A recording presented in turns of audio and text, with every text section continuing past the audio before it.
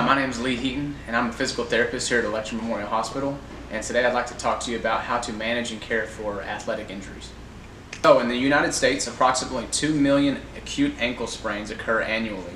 A sprain or ligamentous injury and a strain, muscle or tendon injury are often characterized by localized pain or tenderness, redness or bruising, restricted or limited range of motion, muscle spasms, swelling, and muscle weakness.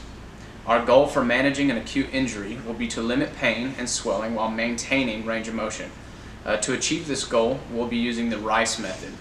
RICE is an acronym which stands for Rest, Ice, Compression, and Elevation. The R, Rest, means we need to limit weight bearing through the joint. You can use crutches or a splint depending on where the injury has occurred. The I stands for Ice, used to constrict blood vessels and reduce swelling to the injured tissues. We recommend using ice for 15 to 20 minutes every 2 to 3 hours for the first 48 to 72 hours. It's recommended also that we use a thin layer between your skin and the ice. You can use a towel or a sheet. The C stands for compression.